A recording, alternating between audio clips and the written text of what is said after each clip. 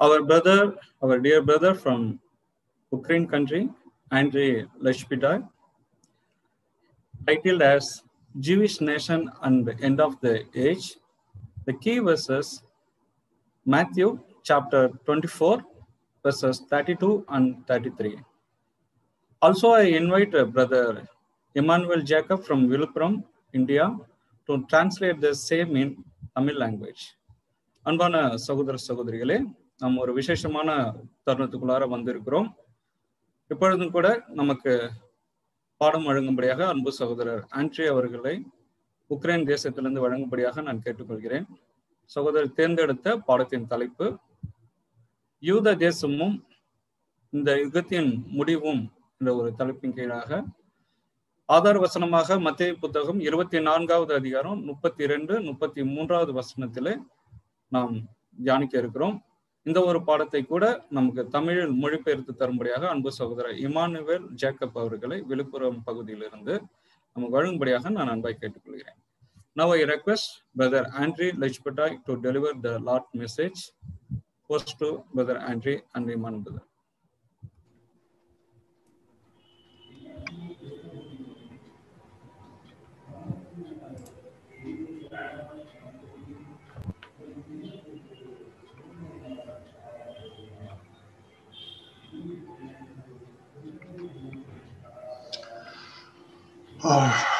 Jewish nation and the end of the age. யூத தேசமும் யுகத்தினுடைய முடிவும். Dear brethren in our Lord Jesus Christ, I am very happy and glad to be with you today. We will talk about Israel at the end of the gospel age. சேசுக்குள்ளான அன்புக்குரிய சகோதர சகோதரிகளே, உங்கள் மத்தியிலே நாம் கடந்து வந்ததுக்கும் மிகுந்த மகிழ்ச்சி அடைகிறேன். இந்த நாளிலே நாம் யூத தேசமும் யுகத்தின் முடிவும் என்ற ஒரு தலைப்பின் கீழாக தேவனுடைய வார்த்தைகளை நாம் தியானம் செய்ய இருக்கிறோம். Why about Israel? As we all know, ஏன் இஸ்ரேல் குறித்து நாம் சிந்திக்க வேண்டும்? As we all know, the Jewish people is one of the signs on God's time clock. நாம் யாவரும் அறிந்த ஒரு காரியம் என்னவென்றால், யூத ஜனங்கள் தேவனுடைய கரத்தில் அவருடைய கடிகாரமாக இருக்கிறார்கள். Although the Lord Jesus gave a comparison which was to testify to the nearness of God's kingdom, the symbols mentioned in it were not accidental. தேவனுடைய ராஜ்யத்தினுடைய சமீபத்தில் இருப்பதற்கு அடையாளமாக யூத தேசத்தை நாம் கவனிக்கும்படியாக தேவனுடைய வார்த்தைகள் மூலமாக சொல்லியிருக்கிறதை நாம் அங்கு பார்க்கிறோம். ஆகவே இவைகள் ஏதோ யதார்த்தமாய் நடந்தது கிடையாது, அது தேவனுடைய திட்டமாய் இருக்கிறது. Jesus said, "Now learn a parable of the fig tree. When his branch is yet tender and puts forth leaves, you know that summer is nigh. So likewise you, when you shall see all these things, know that it's near, even at the door." Matthew 24, verses 32 and 33. மத்தேயு சுவிசேஷம் 24வது அதிகாரம் வசனங்கள் 32 மற்றும் 33 ஆகிய வசனங்களை நாம் கவனிக்கின்ற பொழுது, அத்தி மரத்தினால் ஒரு ஊமையை கற்றுக்கொள்ளுங்கள். அதிலே இளங்கிளை தோன்றி துளிர் விடும்போது வசந்த காலம் சமீபமாயிற்று என்று அறிவீர்கள். அப்படியே இவைகள் எல்லாம் நீங்கள் காணும் போது அவர் சமீபமாய் வாசலருகே வந்திருக்கிறார் என்று அறியுங்கள் என்று நம்முடைய இரட்சகர் பேசியிருக்கிறதை நாம் கவனிக்கிறோம். Just as the leaves on the fig tree in spring testify to the approach in summer, so all the signs mentioned by the Lord were to testify to the nearness of the kingdom of God. வசந்த காலம் தோன்றுகிறதை அத்தி மரத்தினுடைய இலைகள் துளிர் விடுகிறதை வைத்து நாம் பார்ப்பது போல, கர்த்தருடைய வருகையை குறித்ததான சில காரியங்களை கூட அதை நாம் கவனிப்பது நிமித்தமாக நாம் அறிந்து கொள்ள முடியும் என்பதை நாம் பார்க்கிறோம். Although the Lord could take as an example any other tree that blossom in the spring, and he also mentions other trees in Luke 21:29, we believe that his choice fell primarily on the fig tree, thus giving us a hidden thought that the comparison of the Jewish people with the fig tree is not accidental.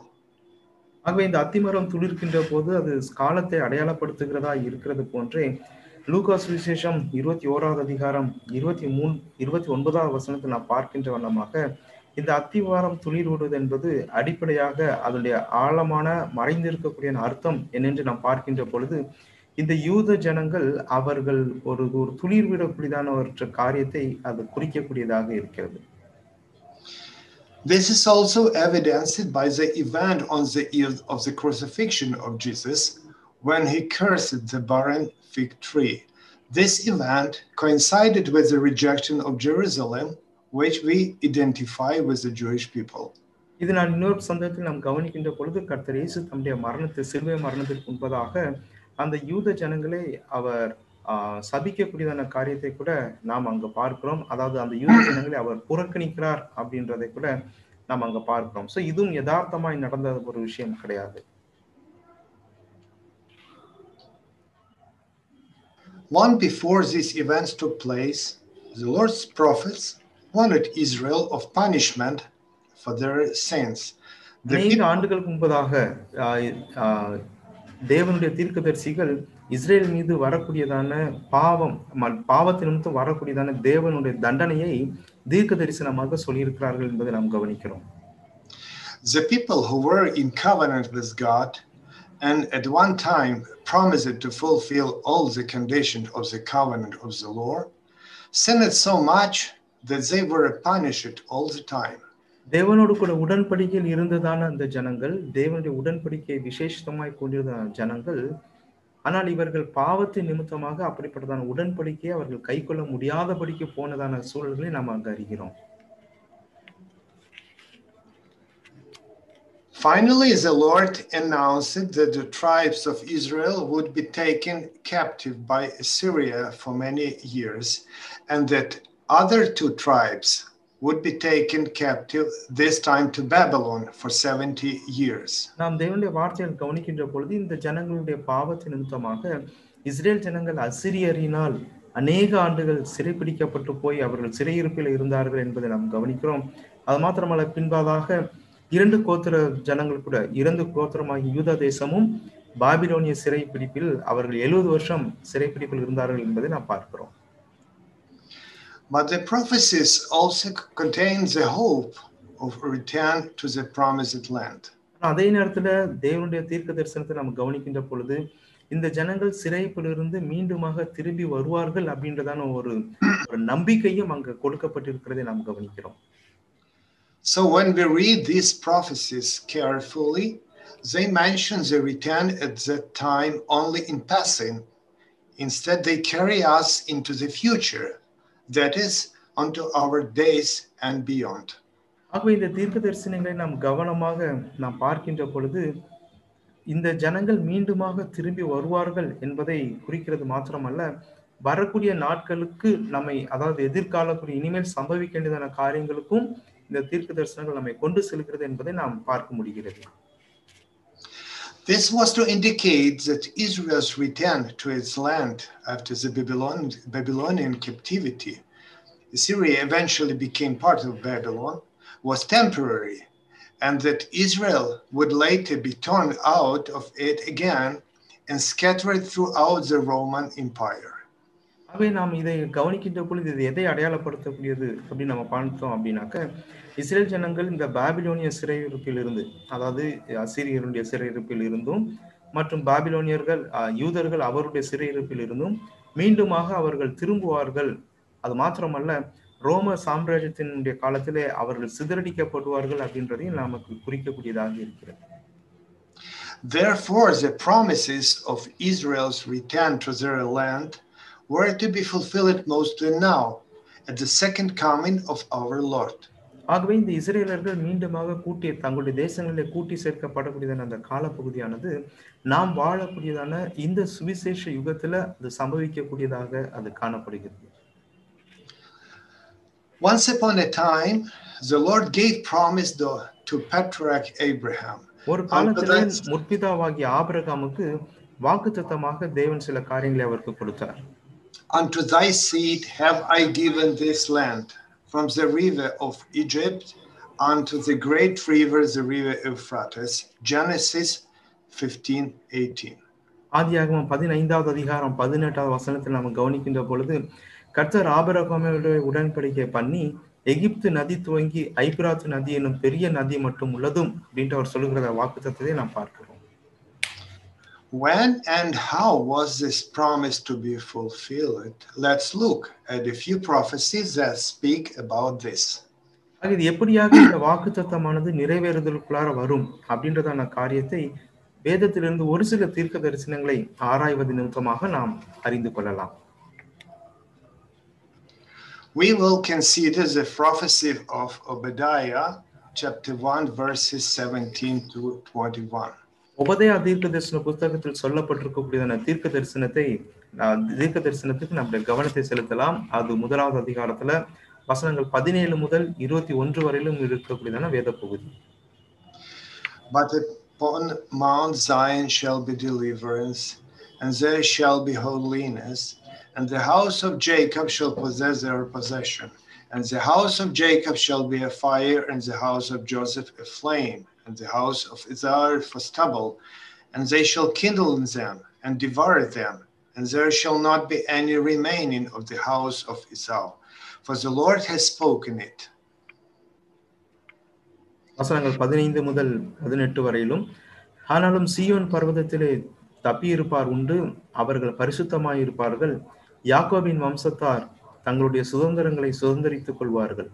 யாக்கோபு வம்சத்தார் அக்கினியும் யோசேப்பு வம்சத்தார் அக்கினி ஜுவாலையுமாய் இருப்பார்கள். ஏசா வம்சத்தாரோ வைக்கோல் துரும்பாயிருப்பார்கள். அவர்கள் இவர்களை கொளுத்தி ஏசாவின் வம்சத்தில் மீதி இராதபடி இவர்களை பட்சிப்பார்கள். கர்த்தர் இதை சொன்னார்.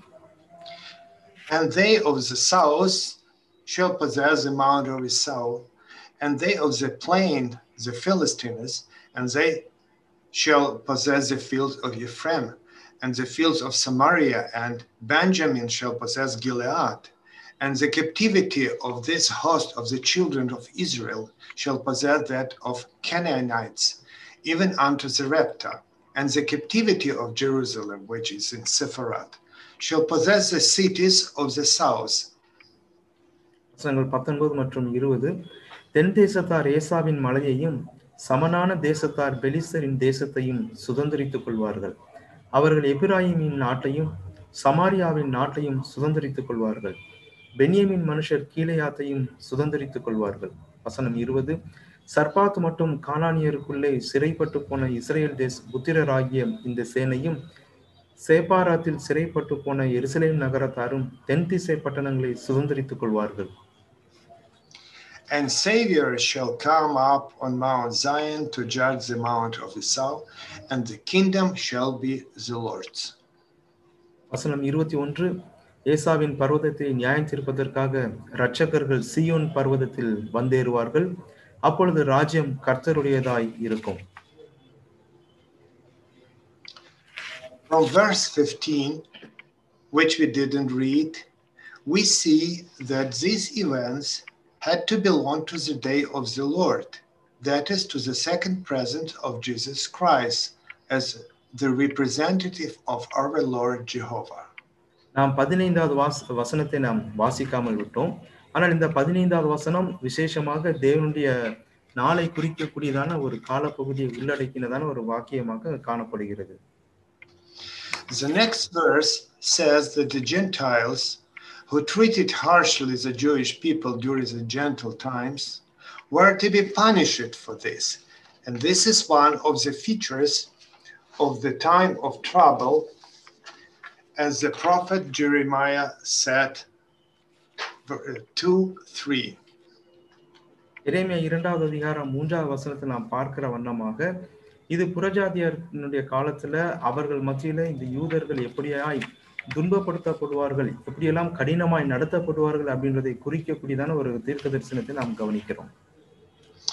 Israel holiness unto the Lord, and the first fruits of his increase. All that devour him shall offend. Evil shall come upon them, says the Lord. எரேமியா 2வது அதிகாரம் 3வது வசனம், இஸ்ரேல் கர்த்தருக்கு பரிசுத்தமும் அவருடைய விளைவின் முதற்பலனுமாய் இருந்தது. அதை பட்சித்த யாவரும் குற்றவாளிகளானார்கள். பொல்லாப்பு அவர்கள் மேல் வந்ததென்று கர்த்தர் சொல்லுகிறார். From Obadiah prophecy, we see that all these events were to take place before the full establishment of the Lord's kingdom.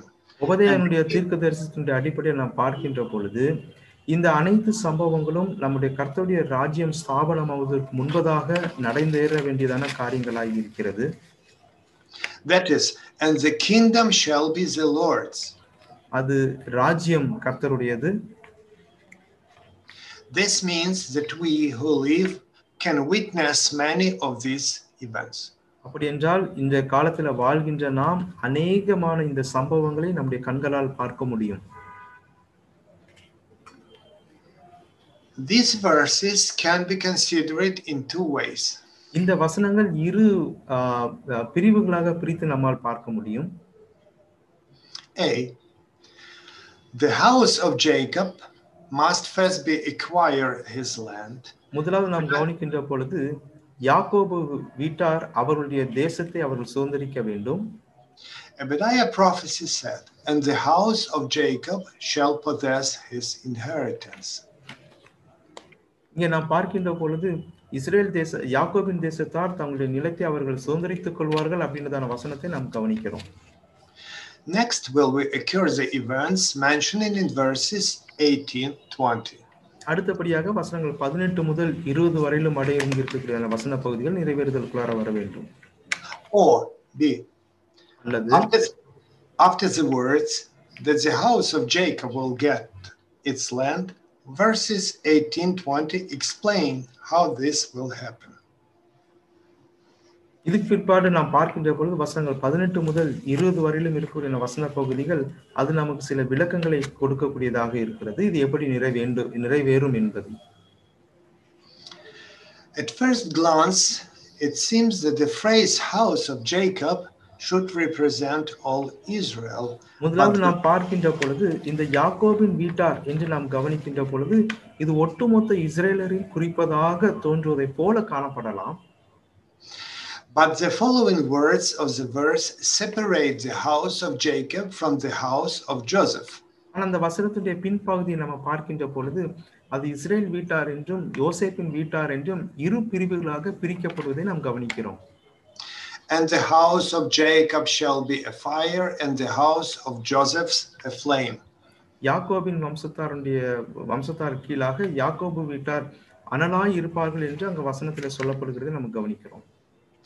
How to divide the house of Jacob and the house of Joseph? யாக்கோபினுடைய வீட்டார் என்பதையும் யோசேப்பினுடைய வீட்டார் என்பதையும் எப்படி நம்மால் பிரிக்க முடியும்? The Lord spoke of the exodus of Israel from Egypt and the exodus of the sons of Jacob and Joseph. Psalm 77 verse 15. 77வது சங்கீதம் 15வது வசனத்திற்கு நேராக நம்முடைய கவனத்தை செலுத்துகின்ற பொழுது தேவன் எப்படியாக இஸ்ரேல் ஜனங்களை எகிப்திலிருந்து அவர் வெளியே கொண்டு வந்தாரோ அதே போல யாக்கோபு மற்றும் யோசேப்பினுடைய வம்சத்தாரையும் அவர் வெளியே கொண்டு வருவார் அப்படின்றதை குறித்து நாம் வசனத்தில் பார்க்கிறோம். Thou hast redeemed thy people with thy shoulder, the sons of Jacob and Joseph. யாக்கோபு யோசேப்பு என்பவர்களின் புத்திரராகி உம்முடைய ஜனங்களை உமது புயத்தினாலே மீட்டுக் கொண்டீர். சங்கீதம் 77:15. In this case, the house of Joseph may represent two tribes, Ephraim and Manasseh, while the house யோசேப்புடைய வீட்டார் என்று நாம் சொல்கின்ற பொழுது எப்ராயிம் மற்றும் மனாசே ஆகிய இரு கோத்திரத்தை உள்ளடக்கினதாக நாம் கவனிக்கிறோம். While the house of Jacob, the other 10. ஆனால் யாக்கோபுடைய வீட்டார் என்று சொல்கின்ற பொழுது மற்ற 10 கோத்திரத்தை அவர்கள் குறிக்கிறார்கள். On the other hand, Ephraim and Joseph in the Bible often represent 10 tribes, while Judah and Benjamin would be referred to here as the house of Jacob. ஆனால் இன்னொரு பக்கத்தில் நாம் கவனிக்கின்ற பொழுது எப்ராயிம் மற்றும் யோசேப்பு குடும்பத்தார் அப்படி நம்ம பார்க்கின்ற பொழுது அவர்கள் 2 கோத்திரத்தை அடையாளப்படுத்துகிறவர்களாய் அவர்கள் இருக்கிறார்கள். 10 கோத்திரத்தாரையும் யூதா மற்றும் பென்யமீனானவர்கள் 2 கோத்திரத்தையும் அடையாளப்படுத்துகிறவர்களாய் இருக்கிறார்கள் என்பதை பொதுவாக நாம் காண்கிறோம். Therefore, whatever division we make, most of the house of Jacob and the house of Joseph at the time of fulfilling of this prophecy should be in the promised land, but not yet in possession of all the land the Lord had promised to them. எப்படி எந்த மாதிரியான பிரிவுகளாக நாம் பிரிச்சிட்டாலும் நம்ம பார்க்கக்கூடியதான சம்பவங்கள் நிறைவேறுதலுக்குள்ளார வருகின்ற பொழுது இப்படியாக சிதறி இருக்கக்கூடியதான குடும்பத்தார் அல்லது வீட்டார் அவர்களுக்குரியான தேசத்தை அது அவர்கள் வசமாக்கி கொள்ள வேண்டும் அப்படின்றதை குறித்து நாம் பார்க்க வேண்டும். அது முழுமையாக இன்னும் நிறைவேறவில்லை அப்படின்றதை நாம் கவனிக்கிறோம். The prophet Isaiah 11:12 says, "And he shall gather together the outcasts of Israel, and shall scatter Judah from the four corners of the earth." ஏசாயா 11வது அதிகாரம் 12வது வசனத்தில் நாம் கவனிக்கின்ற பொழுது, ஜாதிகளுக்கு ஒரு கொடியை ஏற்றி இஸ்ரேலில் துரத்துண்டவர்களை சேர்த்து யூதாவில் சிதறடிக்கப்பட்டவர்களை பூமி 4 திசைகளிலும் இருந்து கூட்டுவார் அப்படின்றதை நாம் பார்க்கிறோம். Today we are in the process of gathering of outcasts of Israel and those scattered from Judah. இந்த நாளில் நாம் கவனிக்கின்ற பொழுது இஸ்ரேலில் சிதறடிக்கப்பட்டவர்கள் மற்றும் யூதாவில் இருந்து சிதறடிக்கப்பட்டவர்களை குறித்து நாம் பார்க்கின்ற பொழுது, let's remember the Aliyah, East Exodus resettlement in the last few years. ஆக இவர்கள் கூட்டி சேர்க்கப்படக்கூடிய காரியத்தை நாம் பார்க்கின்ற பொழுது அலியா அல்லது புறப்பாடு அல்லது மீண்டுமாக குடியேறுவது அப்படின்றது கடந்த சில ஆண்டுகளாக இவைகள் நிறைவேறுதலுக்குள்ள வருகிறதை நாம் பார்க்கிறோம். In the year 2017, 28,220 repatriates arrived to Israel. 2017 வருஷத்துல 28,220 யூதர்கள் இஸ்ரேலிலே குடியேறினார்கள். In the year 2018, 29,600. 2018 வருஷத்துல 29,600 பேர் இஸ்ரேலுக்கு குடியேறினார்கள். In 2019, 35,600. 2019 வருஷத்துல 35,600 பேர். This was the best number for the last 10 years. இதுதான் இந்த கடந்த வருஷங்களை காட்டிலும் அதிகப்படியான எண்ணிக்கையாக இருக்கிறது. In the year 2020, less than 20,000 repatriates are expected due to the coronavirus pandemic and restriction imposed by the Israeli government. 2020 வருஷத்துல 20,000 பேருக்கு குறைவானவர்கள் வருவார்கள் என்று எதிர்பார்க்கப்படுகிறது. ஏனென்றால் உலகத்தில் நிலவக்கூடியதான இந்த தொற்று நோய் மற்றும் இஸ்ரேலில் அவங்க போட்டிருக்கக்கூடியதான லாக்டவுன் நிமித்தமாக இந்த எண்ணிக்கை குறைவதற்கான வாய்ப்புகள் உண்டு. However, next year there may be about 50,000. ஒருவேளை அடுத்த வருஷம் அது 50,000 பேராக இருப்பதற்கான வாய்ப்புகள் உண்டு. The main reason for the resettlement is the unprecedented rise of anti-Semitism in the world, especially in the United States, Western Europe, and Africa, as well as economic instability, especially in Russia, Ukraine, and South America. ஒருவேளை ஏன் இது அப்படின்ட்டு ஒருவேளை காரணத்தை நாம் ஆராய வேண்டும் அப்படின்னு நம்ம சொல்வேமே. ஆனால் இப்படிப்பட்டதான ஜனங்களுக்கு எதிராக உலகத்தில் நிலவக்கூடியதான பலவிதமான சூழல்கள் ஆதாரமாக இருக்கிறது. ஒருவேளை அமெரிக்க ஐக்கிய தேசமாக இருக்கட்டும் அல்லது யூரோப்பாக இருக்கட்டும், ஆப்பிரிக்காவாக இருக்கட்டும், இப்படியாக மற்றும் ரஷ்யா, உக்ரைன், தென் அமெரிக்கா போன்றதான பகுதிகள் நிலவக்கூடியதான பொருளாதார ஸ்திரத்தன்மையற்ற ஒரு சூழல் இதற்கு காரணமாக இருக்கிறது. The present Aliyah does not mean the taking of the whole land, for after that must come the events mentioned in these and other prophecies. அப்ப தற்காலத்துல நம்ம அலியா அப்படின்னு நம்ம சொல்கின்ற பொழுது ஒட்டுமொத்ததான தேசத்தையும் தங்கள் கைவசப்படுத்திக் கொள்வது அப்படின்றது மாத்திரமல்ல, அது இப்பொழுது இருக்க காலம் மற்றும் இனி வரக்கூடியதான காலங்களில் நிறைவேறக்கூடியதான காரியங்களையும் தீர்க்க தரிசனமாக நமக்கு குறிக்கிறது. We could recall the wars that Israel waged after the restoration of the state. Israel மீண்டுமாக ஒரு தேசமான பிற்பாடு அவர்கள் மத்தியில் ஏற்பட்டதான யுத்தங்களை குறித்து நாம் நினைவில் கொள்ள வேண்டும். These are the wars of the years 1948, 1956, 1967, 1973, 1982. 1948, 56, 67, 73 மற்றும் 82 ஆண்டுகளில் நடைபெற்றதான அது போர் அல்லது யுத்தம். Israel at that time took control of some of the lands mentioned in the prophecy, but later returned them.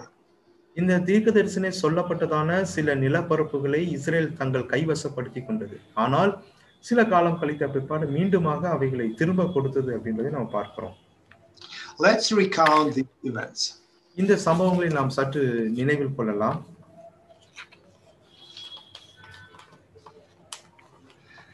The war of the year 1948-1949. 1948-49 வருஷங்களில் ஏற்பட்டதான யுத்தம்.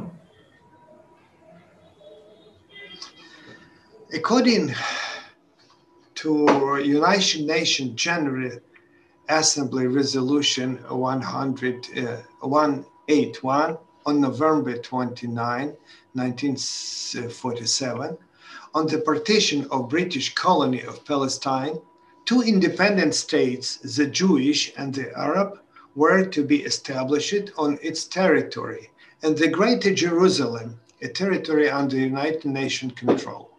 1947 வருஷம் November மாதம் 29ஆம் தேதி ஐநா பொது சபையிலே நிறைவேற்றப்பட்டதான தீர்மானம் 181.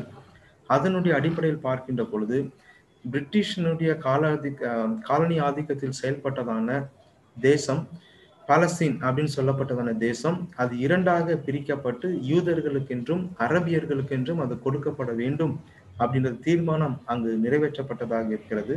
ஒன்று எருசலேம் அப்படின்றதை உள்ளடக்கினதாகவும் இந்த எருசலேம் அப்படின்றது ஐநாவினுடைய கட்டுப்பாட்டிற்கு உட்பட்டதான ஒரு பகுதியாக இருக்க வேண்டும் என்றுதான தீர்மானம் நிறைவேற்றப்பட்டது.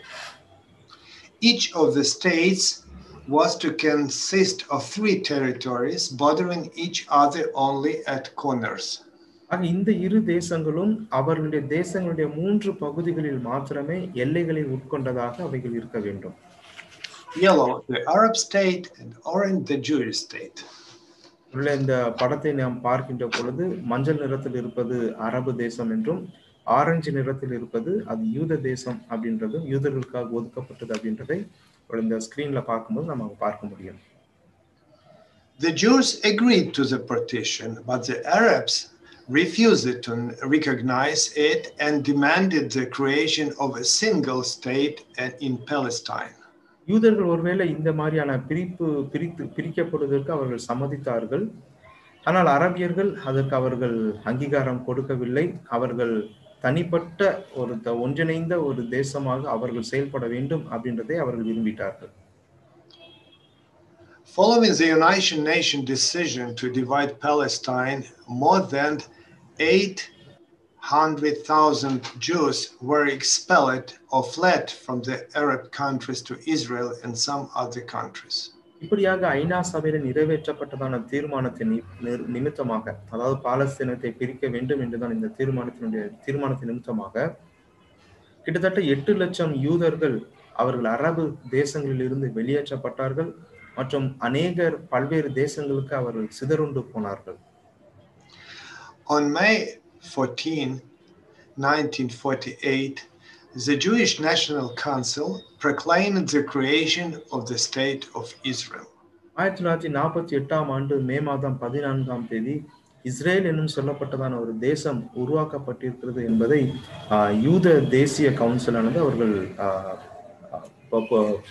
குரல் கொடுத்தார்கள் தேசம் உருவாகி இருப்பதை. But on the night of May 15, 1948, Egyptian planes bombed Tel Aviv, and the armies of five Arab countries began hostilities against the Jews. ஆனால் 1948ஆம் ஆண்டு மே மாதம் 15ஆம் தேதி அன்று இரவே 5 அரபு தேசங்களை சேர்ந்ததான தேசங்கள் இஸ்ரேலினுடைய அந்த டெல் அவீவ் அந்த பகுதியின் மீது குண்டுகளை அவர்கள் எய்தார்கள் அப்படின்றத நம்ம கவனிக்கிறோம். யூதர்களை அவர்கள் சிறைப்பிடித்தார்கள் அப்படின்றத நம்ம பார்க்கிறோம். As a result of the war, about half of the territories allocated for the Arab state and West Jerusalem were captured by Israel. அப்ப இந்த யுத்தத்தின் நிமித்தமாக யுத்தத்தினுடைய விளைவாக அரபுகள் மத்தியில் இருந்ததான அநேக இடங்களையும் மற்றும் மேற்கு பகுதியில் இருந்ததான எருசலேமையும் இஸ்ரேல் தன்வசமாக்கி கொண்டது. The rest of the Arab territories, as well as East Jerusalem, were occupied by Transjordan and Egypt and remained under their rule until the year 1967. இந்த அரபு பகுதியில் இருக்கக்கூடியான எஞ்சிய எல்லை பகுதியையும் கிழக்கு எருசலேம் அவற்றையும் இந்த டிரான்ஸ்ஜோர்டான் அப்படின்னு சொல்லக்கூடியதான இணைந்த பகுதியாக இருக்கக்கூடியவற்றை எகிப்து இவைகள் உட்பட்ட ஒரு உட்பட்டதான் நிலப்பகுதியை 1967 வருஷம் வரையிலும் தங்கள் கட்டுப்பாட்டில் அவர்கள் வைத்திருந்தார்கள். After the war, a total of 1,300 square kilometers and 112 settlements allotted by the United Nations decision to the Arab state in Palestine came under Israel control. ஐநா சபை பாலஸ்தீனியர்களுக்காக கொடுத்ததான 1300 கிலோமீட்டர் சதுர அடி நிலப்பரப்பை கொண்டதான மற்றும் 112 மக்கள் குடியிருப்பு பகுதிகளை கொண்டதான இந்த பகுதிகள் அது இஸ்ரேலுடைய கைவசமாயிற்று.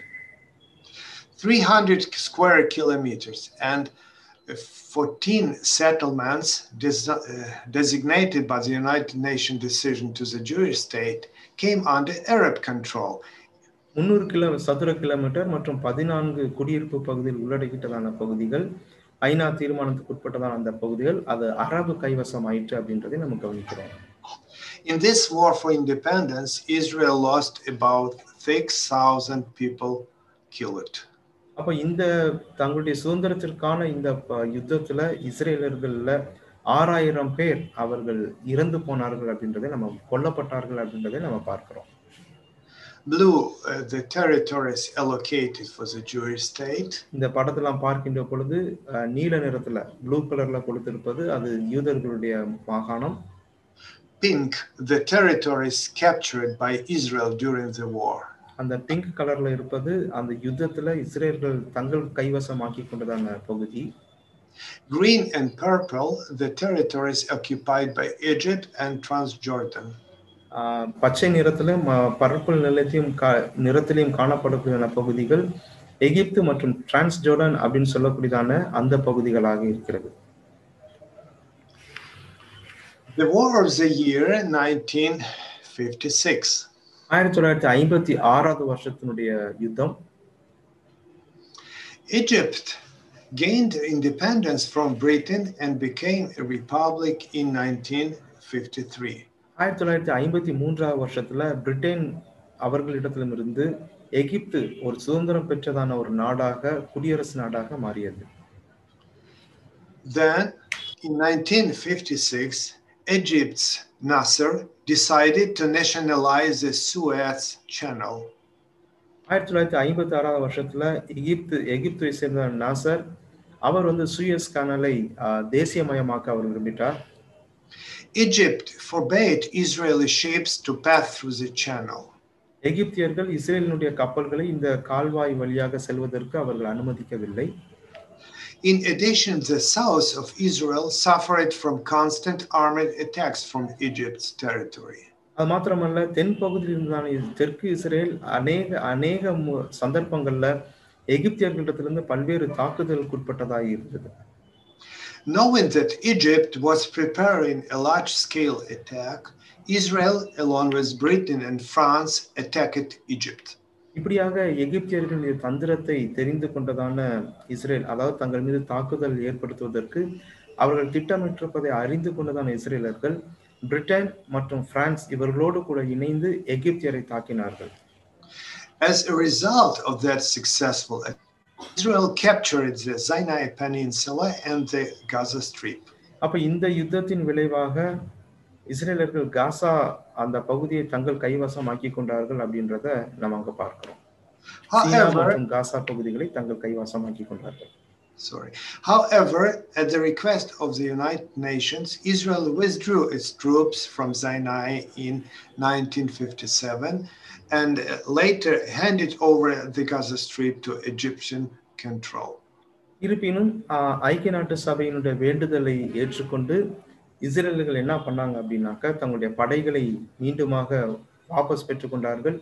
1957 வருஷத்துல அவர்கள் கைப்பற்றியிருந்ததான அந்த காசா ஸ்ட்ரிப்பை மீண்டுமாக அது எகிப்தியர்கள் வசம் அவர்கள் ஒப்பு கொடுத்தார்கள் அப்படின்றதை நம்ம பார்க்கிறோம். In this war, Israel lost about 200 people. இந்த ஒரு யுத்தத்துல இஸ்ரேல்கள் 200 தங்களுடைய 200 பேரை அவர்கள் இழந்தார்கள். The War of years 1967-70.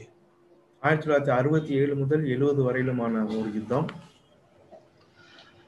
The war was preceded by several important events.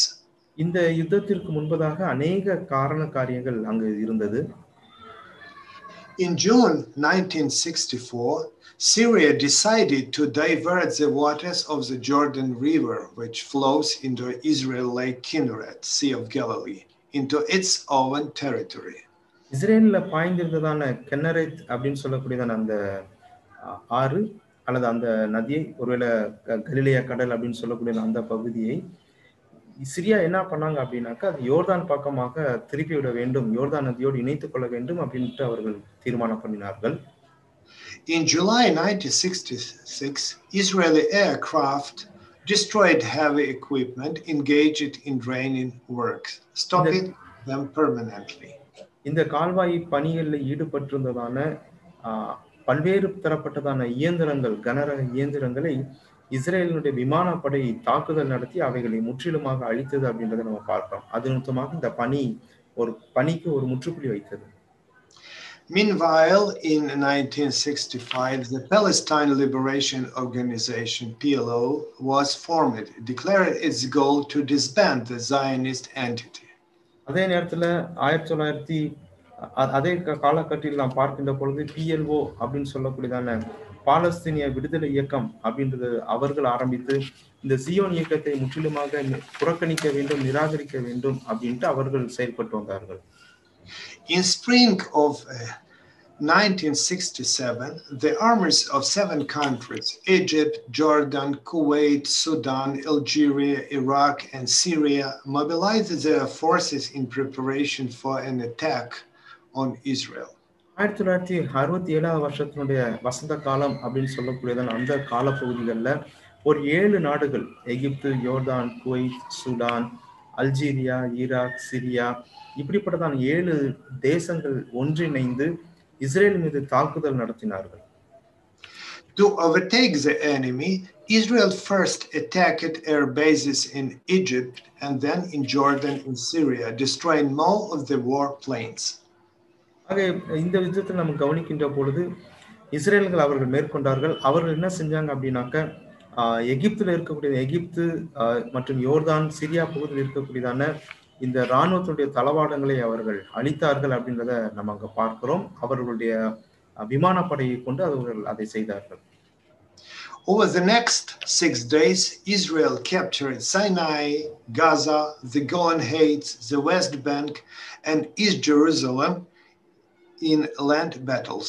அடுத்தபடியாக நடந்ததான தொடர்ச்சியான அந்த 6 நாட்களுடைய யுத்தத்துல இஸ்ரேலர்கள் அவர்கள் சீனாய், காசா, கோலான் ஹைட்ஸ், அப்புறம் வெஸ்ட் பேங்க், கிழக்கு எருசலேம் போன்றதான பகுதிகளை அவர்கள் தங்கள் வசமாக்கி கொண்டார்கள். However, it was not until November 30, 1980 that Jerusalem law was passed, declaring East Jerusalem the sovereign territory of Israel. Thus, the entire city became a single and indivisible capital. எப்படியா இருந்துட்டாலும் November 30ஆம் தேதி 1980 வருஷத்துல நம்ம கவனிக்கின்ற பொழுது எருசலேமினுடைய சட்டம் அது நிறைவேற்றப்பட்டதா இருந்தது. கிழக்கு எருசலேமை அது தனிப்பட்டதான ஒரு சுயேட்சை கொண்டதான ஒரு தேசமாக அவர்கள் அறிவித்தார்கள் அப்படின்றத நம்ம அங்க கவனிக்கிறோம். அது பிரிக்க முடியாத ஒன்றிணைந்த ஒரு தேசமாக அது அங்க செயல்பட ஆரம்பித்தது. In general, Israel gained control of an area 3.5 times more compared with its pre-war area. யுத்தத்திற்கு முன்னாடி இருந்ததான நிலப்பரப்பை காட்டிலும் இந்த யுத்தங்களுக்கு பிற்பாடு நம்ம பார்க்கின்ற பொழுது கிட்டத்தட்ட பாதிக்கு மேல தங்களுடைய நிலப்பரப்பை இஸ்ரேலர்கள் கூட்டிக் கொண்டார்கள் அப்படின்றத நம்ம பார்க்கிறோம். Because of Israel's victory and the defeat of the Arabs, the Jewish minority still living in the Arab world was persecuted and expelled. இது நிமித்தமாக இஸ்ரேலர்களோடு கூட ஏற்பட்டதான யுத்தத்தின் நிமித்தமாக கிட்டத்தட்ட 7000 யூதர்கள் தங்களுடைய பகுதிகளில் இருந்து அவர்கள் வெளியேற்றப்பட்டார்கள் அப்படின்றத நம்ம அங்க பார்க்கிறோம். A total of 7,000 Jews were expelled, many with only what they could pick up.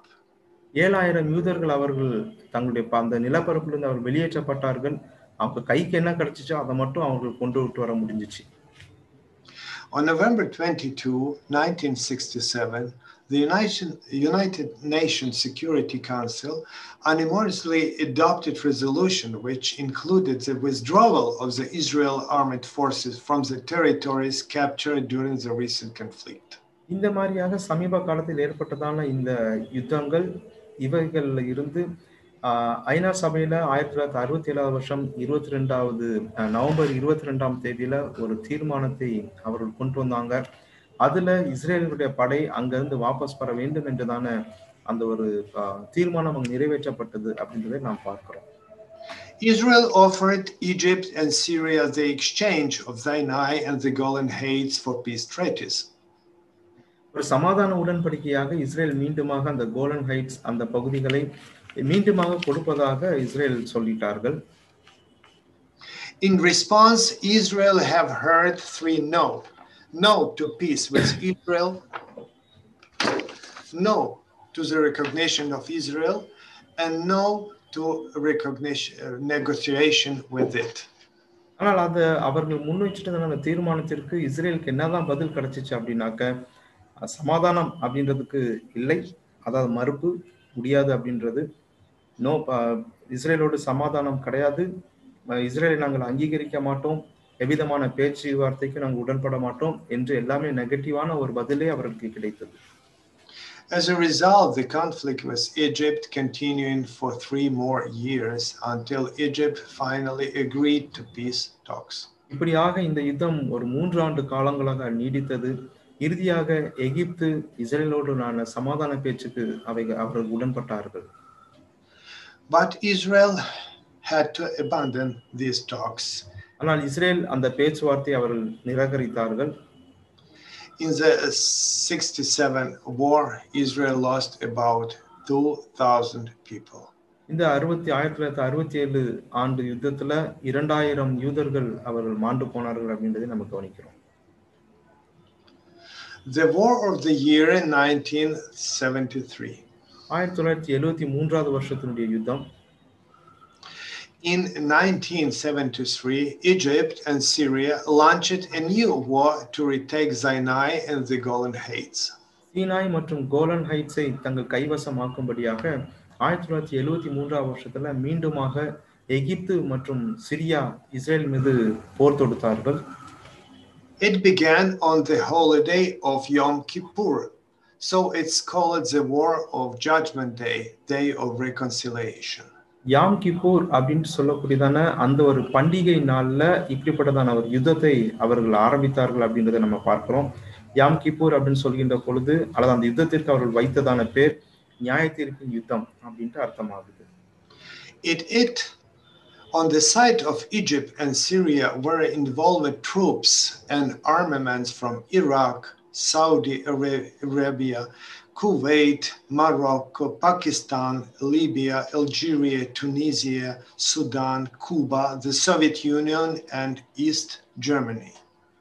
அப்போ ஒரு பக்கத்துல நம்ம பார்க்கின்ற பொழுது எகிப்து மற்றும் சீனாய் அவர்களோடு கூட இருந்ததான படைகள் அப்படின்னு சொல்கின்ற பொழுது Iraq, Arabia, Kuwait, Morocco, Pakistan, Libya, Algeria, Turkey, Sudan, Cuba, Soviet Union, East Germany, இவைகள் எல்லாமே ஒரு பகுதியாக ஒரு பக்கத்துல அவங்க இருந்தாங்க. After several setbacks, Israel managed to survive and retain its territory.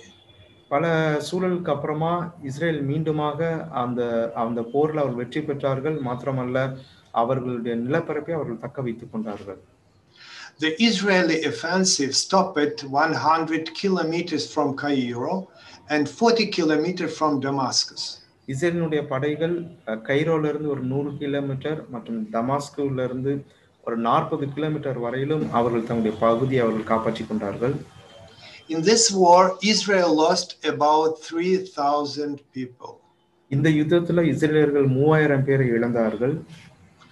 Almost 12,000 people were injured. ஏறத்தாழ 12,000 யூதர்கள் அவர்கள் காயப்பட்டிருந்தார்கள். To save its Arab allies, the Soviet Union was ready to bring its troops into the conflict zone. தங்களுடைய நட்பை அவர்கள் வளர்த்துக் கொள்ளும்படியாக Soviet union இப்ப என்ன பண்ணாங்க அப்படின்னா அரபியர்களுக்கு ஆதரவாக அவர்கள் வந்தார்கள், தங்களுடைய படைகளை அவர்கள் கொண்டு வந்தார்கள். The United States has put nuclear weapons on alert. அமெரிக்க ஐக்கிய தேசம் நியூக்ளியர் வெப்பன்ஸை அவர்கள் வைத்திருந்தார்கள், அணு ஆயுதங்களை ஆயத்தமாக வைத்திருந்தார்கள். The world was on the brink of nuclear conflict. இந்த அணு ஆயுதத்தினுடைய ஒரு ஒரு ஒரு ஒரு துல்லியத்துல இந்த உலகமானது கடந்து சென்றதாக இருந்தது. In 1977, Egypt initiated peace talks with Israel. 1977 வருஷத்துல எகிப்து இஸ்ரேலோடு சமாதான பேச்சுவார்த்தைக்கு முற்பட்டது. In 1979, a peace treaty between Egypt and Israel was signed at Camp David. 1979 வருஷத்துல எகிப்து மற்றும் இஸ்ரேலுக்கு உடனான ஒரு ஒரு ஒரு சமாதான உடன்படிக்கை ஏற்பட்டது. இது தாவீதினுடைய கூடாரம் அப்படின்னு சொல்லக்கூடியதான அந்த பகுதியில இந்த கையெழுத்தாக்கப்பட்டது. Israel returned Sinai to Egypt. Israel மீண்டுமாக அந்த சைனாயை அந்த எகிப்துக்கு அவர்கள் திருப்பி அளித்தார்கள். Most Arab countries condemned Egypt and expelled it from the League of Arab States. எகிப்து அநேக தேசங்கள் அரபு தேசங்கள் எகிப்துக்கு இதற்காக கண்டனம் தெரிவித்தார்கள். அவர் எகிப்தை தங்களுடைய ஐக்கியத்திலிருந்து அவர்கள் புறக்கணித்தார்கள். Egyptian President Anwar Sadat was later assassinated. இது நிமித்தமாக அந்த எகிப்தினுடைய பிரசிடென்ட் ஜனாதிபதி அன்வர் சதாத் அப்படின்றவர் நாளடைவில் அவர் கொல்லப்பட்டார் அப்படின்றதை நம்ம பார்க்கிறோம். The War of 1982. 1982 வருஷத்தினுடைய யுத்தம். In 1982, Israel conducted Operation Peace of Galilee, known as the First Lebanese War. 1982 வருஷத்துல கலிலேய சமாதானம் அப்படின்னு சொல்லக்கூடியதான ஃபர்ஸ்ட் லீபனீஸ் வார், முதலாவது லீபனிய யுத்தம் அப்படின்றதான ஒரு யுத்தத்தை இஸ்ரேலர்கள் ஆரம்பித்தார்கள். It was caused by the great damage inflicted by the Palestinian Liberation Organization (PLO) militants in northern Israel. இது இஸ்ரேலுடைய வடபாகத்தில் இருக்கக்கூடியதான பகுதிகளில் இந்த PLO பாலஸ்தீனிய விடுதலை இயக்கம் அவர்கள் ஏற்படுத்திட்டதான பல்வேறு சேதாரங்கள் அல்லது சேதத்திற்காக இவர்கள் இந்த யுத்தத்தை தொடுத்தார்கள். As a result of the operation, southern Lebanon was captured as far as Beirut. ஆக இதன் விளைவாக தெற்கு லீபனோன் சொல்லக்கூடியதான இந்த பகுதி பீரூத் அப்படின்னு சொல்லிட்டு அந்த பகுதி வரையிலும் இருக்கக்கூடிய பகுதிகளை கைப்பற்றியது இஸ்ரேலர்கள். As a result of this operation, 10,000 PLO militants were evacuated to Tunisia. இது நிமித்தமாக கிட்டத்தட்ட 10,000 பாலஸ்தீன லிபரேஷன் அவர்களை அந்த பாலஸ்தீனியர்களை துனேஷியா பகுதியிலிருந்து அவர்கள் வெளியேற்றினார்கள். In 1985, there was a partial withdrawal of Israeli troops from Lebanon, and in 2000, a full one. 1985 வருஷத்துல இஸ்ரேலுடைய படைகள் லீபனோன்ல இருந்து ஒரு பகுதி ஒரு சின்ன அளவுல மாத்திரம் அவர்கள் வெளியில வந்துட்டாங்க. 2000வது வருஷத்துல முழுமையாக இஸ்ரேலுடைய படைகள் அவர்கள் வெளியே வந்துட்டாங்க அப்படின்றத நம்ம பார்க்கிறோம். The Oslo Accords of 1993 and 1995. 1993 மற்றும் 1995 வருஷத்தினுடைய ஓஸ்லோ உடன்படிக்கை. These accords were to solve the problems of the Palestinian Arabs in the Gaza Strip and the West Bank. இது பாலஸ்தீன அரபியர்களுடைய காசா ஸ்ட்ரிப் மற்றும் வெஸ்ட் பேங்க் அப்படின்னு சொல்லக்கூடிய பகுதிகளில் இருக்கக்கூடியதான இந்த பாலஸ்தீனிய அரபியர்களுடைய பிரச்சனைகளை தீர்க்கும் வண்ணமாக இந்த உடன்பாடு ஏற்பட்டுச்சு. The PLO and Israel had to solve them jointly. இந்த பாலஸ்தீன விடுதலை இயக்கம் மற்றும் இஸ்ரேல்கள் இரண்டு பேரும் இணைந்து இந்த ஒரு பிரச்சனைக்கு தீர்வு காண்பதற்கான ஒரு சூழல் காணப்பட்டது. Control status of the West Bank as per the Oslo Accords. இந்த ஆஸ்லோ உடன்படிக்கையினுடைய விஷயங்களை இந்த ஸ்கிரீன்ல இருக்கிற படத்தில் நம்ம அங்க பார்க்க முடியும். Blue annexed by Israel. அந்த ப்ளூ பகுதி, ப்ளூ நிறத்துல இருக்கிறது வந்து இஸ்ரேல் தங்களோடு வைத்துக் கொண்டதான பகுதி. Green, that is Area A, Palestinian security and civil control. அந்த கிரீன் பச்சை நிறத்துல இருப்பது வந்து பாலஸ்தீனிய பாதுகாப்பு மற்றும் அவர்களுடைய கட்டுப்பாட்டில் இருப்பது. Red or Area B, joint security and Palestinian civil control. அந்த சிகப்பு கலர்ல இருப்பது அப்படின்றது ஒன்றிணைந்த ஒரு பாதுகாப்பு மற்றும் பாலஸ்தீனிய குடி அவர்களுடைய கண்ட்ரோல்ல இருக்கிறது. And pink, Area C, Israeli security and civil control. மூன்றாவதாக இஸ்ரேலுடைய கட்டுப்பாட்டில் இருப்பது அந்த பிங்க் கலர்ல நமக்கு நிறமிட்டு காட்டப்பட்டு இருக்கிறது. Implementation of these agreements has already cost Israel more than 120 billion and didn't bring the desired peace.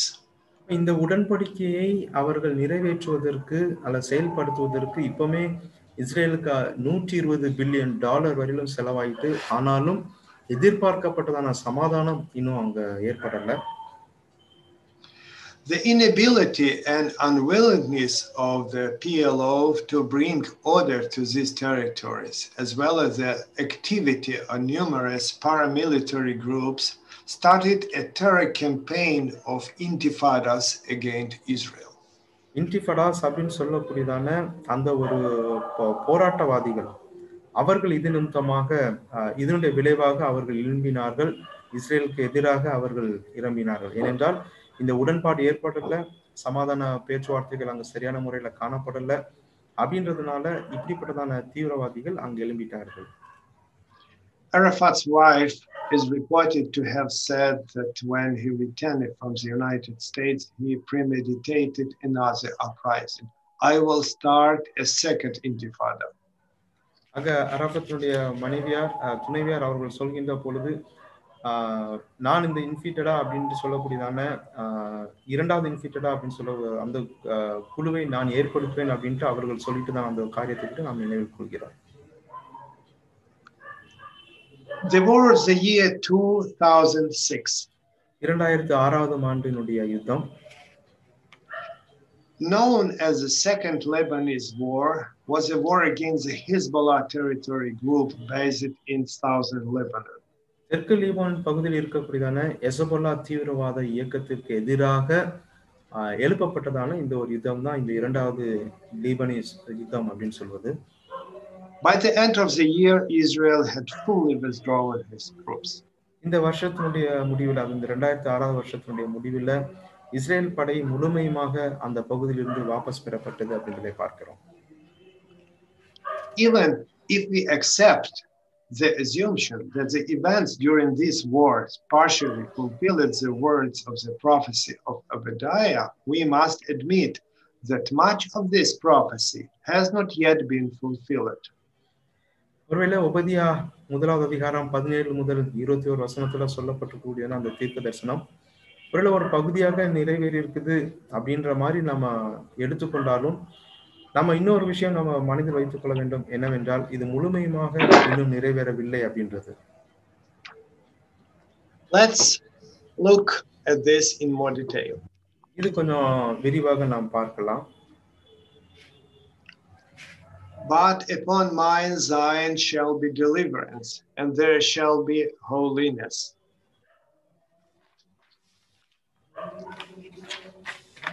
இந்த வசன பகுதி, இந்த தீர்க்க தரிசனத்தை பற்றி நாம் பார்க்கின்ற பொழுது, சியோன் மலையில அந்த விடுதலை ஏற்படும், சியோன் அது பரிசுத்தமாய் இருக்கும் அப்படின்னு நம்ம கவனிக்கிறோம். This is obviously not a literal Zion, but a spiritual faith of the kingdom, which at that time will be glorified church almost completed. இது நிஜமான சியோனை பற்றி அங்க பேசவில்லை, மாறாக ஆவிக்குரிய பகுதியில் காணப்படக்கூடிய ஆவிக்குரிய பாகமாகிய ஆவிக்குரிய சியோனை குறித்து அங்க பேசப்படுகிறது. அதாவது அது சபை மற்றும் சபையினுடைய நிறைவு, பெரும்பாலும் நிறைவு பெற்றதான சபையை குறிக்கக்கூடியதாக இருக்கிறது. And the house of Jacob shall possess their possession, and the house of Jacob shall be a fire. யாக்கோபினுடைய வீட்டார் தங்களுடைய தேசத்தை அவர்கள் சுதந்திரித்துக் கொண்டிருப்பார்கள், யாக்கோபினுடைய வீட்டார் அப்பொழுது அக்னி ஜுவாலைகளாய் இருப்பார்கள் அப்படின்னு நம்ம கவனிக்கிறோம். Zechariah 12:6. சகரியா 12வது அதிகாரம் 6வது வசனம். In that day I will make the governors of Judah like an hearth of fire among the wood, and like a torch of fire in the sheep, and they shall devour all the people round about on the right hand and on the left, and Jerusalem shall be inhabited again in her own place, even in Jerusalem. சகரியா 12வது அதிகாரம் 6வது வசனம். அந்நாளிலே யூதாவின் தலைவரை விறகுகளுக்குள்ளே எரிகிற அக்கினி அடுப்புக்கும் வைக்கோல் கட்டுகளுக்குள்ளே எரிகிற தீவட்டிக்கும் ஒப்பாக்குவேன். அவர்கள் வலதுபுறமும் இடதுபுறமுமாக புறப்பட்டு சுற்றிலும் இருக்கிற எல்லா ஜனங்களையும் பட்சிப்பார்கள். எருசலேமில் திரும்பவும் தன் ஸ்தானமாகிய எருசலேமிலே குடியேற்றப்பட்டிருக்கும். This part of the prophecy could be fulfilled as a result of the wars 1948 and 1967, when Israel captured first West and then East Jerusalem and declared it the capital of Israel. However, the context suggests that these words have not yet been fully fulfilled, and that Jerusalem here may symbolically represent Israel within its final limits. இந்த தீர்க்க தரிசனத்திலே சொல்லப்பட்டிருக்கூடிய தீர்க்க தரிசனங்கள் ஒருவேளை 1948 மற்றும் 67வது வருஷத்துல இருந்ததான அந்த யுத்தத்தின் விளைவாக அங்கு ஏற்பட்டிருக்கணும். ஆனால் அதே நேரத்துல ஏனென்றால் இஸ்ரேல் அந்த வெஸ்ட் பேங்கினுடைய பகுதிகளை கிழக்கு மற்றும் மேற்கு பகுதிகளை தங்கள் வசமாக்கி கொண்டது மற்றும் இஸ்ரேலை தங்களுடைய தலைநகரமாக அவர்கள் அறிவித்தார்கள் அப்படின்றதை நம்ம கவனிக்கிறோம். ஆனாலும் அதே நேரத்துல நம்ம பார்க்கின்ற பொழுது இந்த தீர்க்க தரிசனம் முற்றிலுமாக அது நிறைவேற்றுதலுக்குள்ளார வரல, அதனுடைய ஒரு பாகம் மாத்திரமே அங்க நடந்திருக்குது அப்படின்றதை நம்ம பார்க்கிறோம். And the house of Joseph aflame. This might be the same result of the wars 1948 and 1967, as we saw at the map, but only in part. 1948 மற்றும் 1967வது வருஷத்தில் நடைபெற்றதான அந்த யுத்தம், அதனுடைய விளைவு தான் நம்ம பார்க்கின்ற பொழுது யோசேப்பினுடைய வீட்டார் அக்னியாய் இருப்பார்கள் அப்படின்றதை நம்ம அங்க கவனிக்கிறோம். And the house of Esau was stubble, and they shall kindle in them and devour them, and there shall not be any remaining of the house of Esau, for the Lord has spoken it. ஏசாவினுடைய வீட்டாரை குறித்து நம்ம பார்க்கின்ற பொழுது ஏசாவின் பர்வதத்தை நியாய தீர்ப்பதற்காக இரட்சகர்கள் வருவார்கள் அப்படின்றதை குறித்து நம்ம அங்க பார்க்கிறோம். அது மாத்திரமல்ல, இந்த ஏசா வீட்டார் அவர்கள் எப்படி பட்சிக்கிற ஜாலியா இருப்பார்கள் அப்படின்றது இந்த வசனத்துல அங்க குறிக்கப்பட்டிருக்கிறதை நம்ம அங்க கவனிக்கிறோம். We see that Arab countries east of Israel have not yet recognized its existence, even though Jordan has a peace treaty with Israel. And the second part of the fulfillment of this prophecy of the complete defeat of the house of Esau will be in the future. அப்ப அரபு தேசங்கள் அந்த கிழக்கு Israel அப்படின்னு சொல்லக்கூடிய அந்த பகுதிகளில் முழுமையாக அவர்களுடைய பகுதியாக அவர்கள் ஏற்றுக்கொள்ளவில்லை. அது மாத்திரமல்ல, ஒருவேளை யோர்தான் இந்த சமாதான உடன்படிக்கை இஸ்ரேலுடனான அந்த சமாதான உடன்படிக்கையை அங்கீகரிக்கக்கூடியவர்களாக இருந்துட்டாலும், இந்த இரண்டாவது பாகம், இந்த தீர்க்க தரிசனத்துள்ள இரண்டாவது பாகத்தை நம்ம கவனிக்கின்ற பொழுது அது ஏசா வீட்டாரை குறித்து பேசப்படக்கூடியதான ஒரு பாகமாகவே அங்கு காணப்படுகிறது. Isaiah 11:14. They shall spoil them of the east together. They shall lay their hand upon Edom and Moab, and the children of Ammon shall obey them.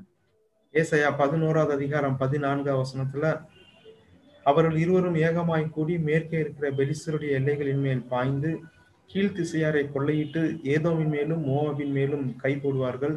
Ammon புத்திரர் அவர்களுக்கு கீழ்ப்படிவார்கள் என்று நாம் பார்க்கிறோம்.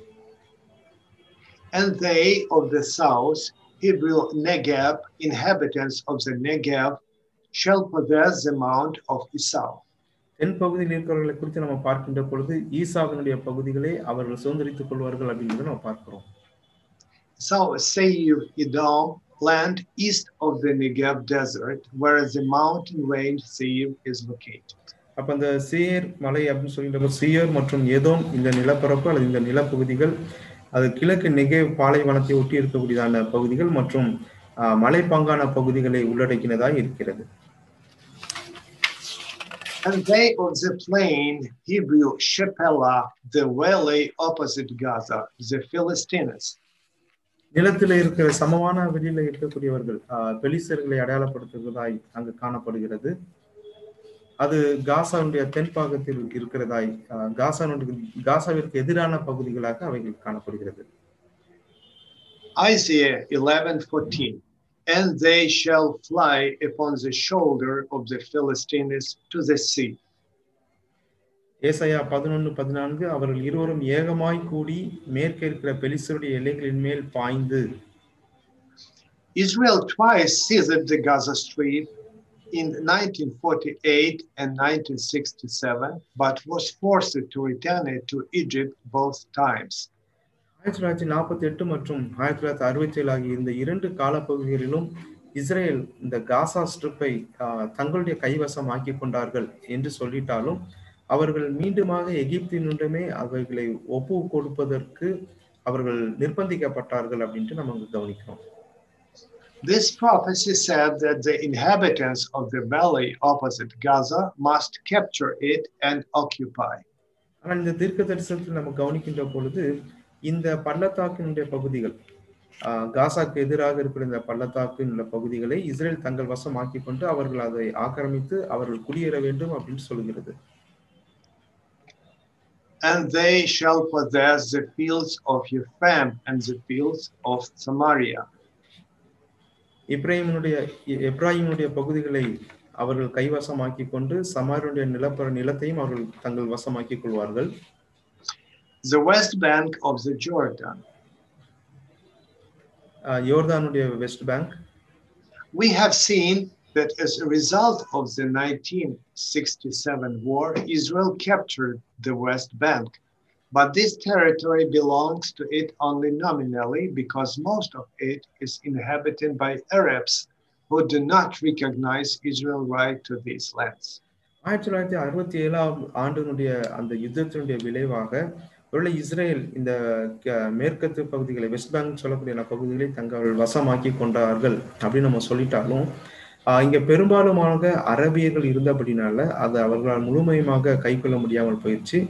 ஏனென்றால் அரபியர்கள் இஸ்ரேலுடைய நிலப்பரப்பு அது அப்படின்றதை அவர்கள் அங்கீகரிக்கவில்லை. And Benjamin shall possess Gilead, east bank of the Jordan, now the territory of Jordan. பென்யமீன் கீலேயாத் பகுதிகளை சுதந்திரித்துக் கொள்வார்கள் அப்படின்னு சொல்லக்கூடிய அந்த வசன பகுதி நாம் பார்க்கின்ற பொழுது அது அந்த ஈஸ்ட் பேங்க் அப்படின்னு சொல்லக்கூடிய அந்த கிழக்கு பகுதிகளை அந்த யோர்தான் உள்ளடக்கிற அந்த பகுதி. Zechariah 10:10. I will bring them again also out of the land of Egypt and gather them out of Assyria, and I will bring them into the land of Gilead and Lebanon, and place shall not be found for them. சகரியா 10வது அதிகாரம் 10வது வசனத்தில் நாம் பார்க்கின்ற பொழுது நான் அவர்களை எகிப்து தேசத்திலிருந்து திரும்பி வர பண்ணி அவர்களை அசிரியாவில் இருந்து கூட்டிக் கொண்டு அவர்களை கீலேயாத் தேசத்துக்கும் லீபனோனுக்கும் வர பண்ணுவேன், அவர்களுக்கு இடம் போதாமற் போகும். Jeremiah 50:19. And I will bring Israel again to his habitation, and he shall feed on Carmel and Bashan, and his soul shall be satisfied upon Mount Ephraim and Gilead. எரேமியா 50வது அதிகாரம் 19வது வசனம். இஸ்ரவேலை அதன் வாசஸ்தலத்துக்கு திரும்பி வர பண்ணுவேன், அப்பொழுது அது கர்மேலிலும் பாசானிலும் மேயும், எப்பிராயீமின் மலைகளிலும் கீலேயாத்திலும் அதன் ஆத்துமா திருப்தியாகும். Micah 7:14. Let them feed in Bashan and Gilead as in the days of old. மீகா 7வது அதிகாரம் 14வது வசனம். கர்மேலின் நடுவிலே தனித்து வனவாசமாய் இருக்கிற உமது சுதந்திரமான மந்தையாகிய உம்முடைய ஜனத்தை உமது கோலினால் மேய்த்தருளும், பூர்வ நாட்களில் மேய்ந்தது போலவே அவர்கள் பாசானிலும் கீலேயாத்திலும் மேய்வார்களாக. And the captivity of this host of the children of Israel, those who inhabited the countries of the Near and Middle East in the time of Assyrian captivity, shall possess that of the Canaanites even unto Zarepta. சிறையிருப்பில் இருக்கக்கூடியதான இந்த மிக பெரிதான இஸ்ரேலுடைய பிள்ளைகள் அப்படின்ட்டு சொல்லக்கூடிய அந்த வார்த்தைகளை நம்ம கவனிக்கின்ற பொழுது அவர்கள் மிடில் ஈஸ்ட் பகுதிகளில், மத்திய கிழக்கு பகுதிகளில் இருக்கக்கூடியதான அசிரியர்களுடைய படையெடுப்பில் அவர்களுடைய சிறைப்பிடிப்பின் வசம் இருக்கக்கூடிய ஜனங்களை குறிக்கக்கூடியதான வார்த்தைகளாக இருக்கிறது. City on the shores of the Mediterranean, north of Tyre, now the territory of Lebanon. The prophet Elijah once hid himself in Zarepta of Sidon. இந்த பகுதிகளை கானானியர்கள் ஜரைபாத் வரை அந்த பகுதி வரையிலும் இருக்கக்கூடிய பகுதிகளை தங்கள் வசமாக்கிக் கொள்வார்கள் அப்படின்னு சொல்லக்கூடிய வார்த்தைகள் நம்ம பார்க்கின்ற பொழுது அது மத்திய திரைக்கடல் வரையிலும் இருக்கக்கூடிய பகுதியாக ஒருவேளை வடபகுதியில தீரு அந்த பகுதிகளையும் லீபனுடைய பகுதிகளையும் உள்ளடக்கினதாக அவைகள் காணப்படுகிறது. இந்த பகுதிகளில் தான் நமக்கு ஞாபகம் இருக்கும் எலியா தீர்க்கதரிசி அங்கு இருக்கிறார். அந்த ஜரைபாத் அப்படின்னு சொல்லக்கூடியதான அந்த பகுதியில் எலியா தீர்க்கதரிசி இருந்தார் அப்படின்றதை நாம் நினைவு கூறுகிறோம். And the captivity of Jerusalem, எருசலேமுடைய சிறைப்பிடிப்பு, taken captive during the campaign of Titus Vespasian in 70 AD, who were scattered throughout Europe, as well as those who went into captivity during the invade of Gog. இந்த வார்த்தையை நம்ம கவனிக்கின்ற பொழுது தீத்து, வெஸ்பேசியன் தீத்து அப்படின்னு சொல்லக்கூடியதானவரால் 70வது வருஷம் கிபியில 70வது வருஷத்துல ஏற்பட்டதான அவர்களுடைய சிறைப்பிடிப்பினுடைய காரியங்களை அது குறிக்கக்கூடியதாக இருக்குது. இது நிமித்தமாக ஈரோப்பு முழுவதும் இவர்கள் சிதறடிக்கப்பட்டார்கள் அப்படின்றத நம்ம கவனிக்கிறோம். அது நிமித்தமாக இந்த கோகு முற்றிலுமாக சிறைப்பிடிக்கப்பட்டது. கோகினால் சிறைப்பிடிக்கப்பட்டார்கள். Zechariah 14:2. For I will gather all nations against Jerusalem to battle, and the city shall be taken, and the houses rifled, and the woman ravished, and half of the city shall go forth into captivity. சகரியா 14வது அதிகாரம் 2வது வசனம். எருசலேமுக்கு விரோதமாக யுத்தம் பண்ண சகல ஜாதிகளையும் கூட்டுவேன், நகரம் பிடிக்கப்படும், வீடுகள் கொள்ளையாகும், ஸ்திரீகள் அவமானப்படுவார்கள், நகரத்தாரில் பாதி மனுஷர் சிறைப்பட்டு போவார்கள், மீதியான ஜனமோ நகரத்தை விட்டு அறுப்புண்டு போவதில்லை. Which is in Sepharad, Spain, Europe in general, shall possess the cities of the south. செபராத் பகுதியில் இருக்கக்கூடிய ஜப்ராத் அப்படின்ட்டு சொல்லக்கூடிய வார்த்தையை குறிக்கக்கூடியதான ஸ்பெயின், யூரோப் அப்படின்னு சொல்லக்கூடிய பகுதிகள் தெற்கு பகுதிகளாய் சொல்லப்பட்டிருக்கக்கூடியதான பகுதிகளை அவர்கள் கைப்பிடிப்பார்கள். Israel's first Prime Minister David Ben-Gurion spoke of the need to populate the Negev desert, which makes up to 60% of Israel's territory. Israel தேசத்துடைய முதலாவது பிரதமராக இருந்துட்டதான டேவிட் பென்குரியன் அப்படின்னு சொல்லக்கூடியவர் இந்த நெகேவ் பாலைவனத்தை மக்கள் குடியிருப்பு பகுதியாக மாற்றுவது நிமித்தமாக கிட்டத்தட்ட இஸ்ரேலுடைய 60% நிலப்பரப்பை தங்கள் வசமாக்கிக் கொள்ளலாம் அப்படின்ட்டு அவர் சொல்லியிருந்தார். In 2005, Ministry of Development of the Negev and Galilee was created. இதன் மூலமாக அல்லது இதன் விளைவாக 2005வது வருஷத்துல நெகேவ் மற்றும் கலிலி மாகாணத்தினுடைய மேம்பாட்டு அமைச்சகம் அப்படின்றது 2005வது வருஷத்தில் நிறுவப்பட்டுச்சு. And saviors shall come up on Mount Zion, Christ with the church complete. இரட்சகர்கள் சீயோன் மலையிலிருந்து அவர்கள் வருவார்கள் அப்படின்னு சொல்லக்கூடிய வார்த்தை கிறிஸ்து மற்றும் நிறைவு பெற்றதான சபையை குறிக்கக்கூடிய வார்த்தைகளாக இருக்கிறது. To judge the mount of Esau, Christianity, and the kingdom shall be the Lord's. ஏசானுடைய மலையை நியாயம் விசாரிக்கும்படியாக வருவார்கள். அதாவது அது கிறிஸ்தவ மண்டலத்தை குறிக்கக்கூடியதாக இருக்கிறது. ராஜ்யம் கர்த்தருடையது.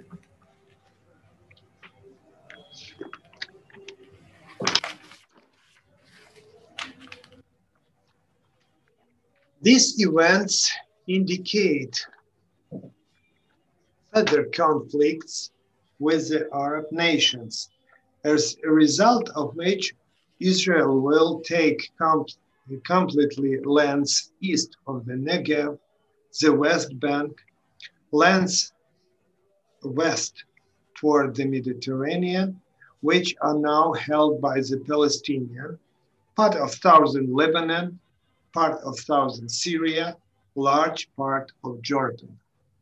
அப்ப இந்த நிகழ்வுகளை நாம் பார்க்கின்ற பொழுது அரபு தேசங்களோடு இந்த யுத்தத்தின் விளைவாக அரபு தேசங்களோடு இருக்கக்கூடியதான அந்த பகுதிகள் தங்களுடைய கட்டுப்பாட்டுக்குள்ள இஸ்ரேல் எடுத்துக்கொள்வார்கள். ஒருவேளை நெகேவனுடைய கிழக்கு பாகானம், கிழக்கு பகுதி, வெஸ்ட் பேங்க் மற்றும் மத்திய தரை பகுதி, இவைகளை இப்போ அவைகள் பாலஸ்தீனுடைய கைவசம் இருக்கிறது.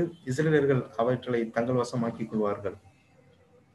We hope for such events, hoping that the Lord will soon show us more clearly his plans.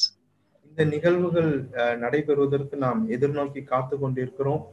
ஏற்ற காலத்திலே தேவன் தம்முடைய அந்த நிகழ்வுகளை நம்ம பார்க்கும்படியாக அவர் தம்முடைய திட்டத்தை அவர் திட்டமாக நமக்கு வெளிப்படுத்துவார். Why we pay so much attention to this? இவைகளுக்கு ஏன் நாம் இவ்வளவு முக்கியத்துவம் கொடுக்க வேண்டும்? Because after all these things, they shall call Jerusalem the throne of the Lord, and all the nation shall be gathered unto it to the name of the Lord to Jerusalem. Neither they shall walk any more after the imagination of their evil heart. Jeremiah 17. இவைகளுக்கு ஏன் நாம் இவ்வளவு முக்கியத்துவம் கொடுக்க வேண்டும்? அப்படி என்றால் எரேமியா தீர்க்கதரிசன புத்தகம் 3வது அதிகாரம் 17வது வசனத்தை நாம் பார்க்கிற வண்ணமாக, அக்காலத்தில் எருசலேமை கர்த்தருடைய சிங்காசனம் என்பார்கள், சகல ஜாதியாரும் எருசலேமில் விளங்கிய கர்த்தருடைய நாமத்தின் நிமித்தம் அதனிடமாக சேர்வார்கள், அவர்கள் இனி தங்கள் பொல்லாத இருதயத்தின் நிச்சயப்படி நடவார்கள் அப்படின்றதை நாம் பார்க்கிறோம். This is the meaning of the words of the prophet Obadiah, and the kingdom shall be the Lord's. ராஜ்யம் கர்த்தருடையது அப்படின்றதுதான் ஒபதேயா தீர்க்கதரிசனுடைய வார்த்தைகளுடைய அர்த்தமாக காணப்படுகிறது. For this time we pray, thy kingdom come, and wait for it with the Bible in our hands. அதற்காகவே நாம் ஜெபம் எடுக்கிறோம், உம்முடைய ராஜ்யம் வருவதாக என்று. மாத்திரமல்ல, நம்முடைய வேதத்தை நம்முடைய கைகள் திறந்து வைத்தவர்களாய் இதற்காக நாம் காத்திருப்போம். Amen. And thank you very much, Brother Emmanuel, for your translation. ஆமென். மொழிபெயர்ப்பு செய்த சகோதரருக்கு நன்றி.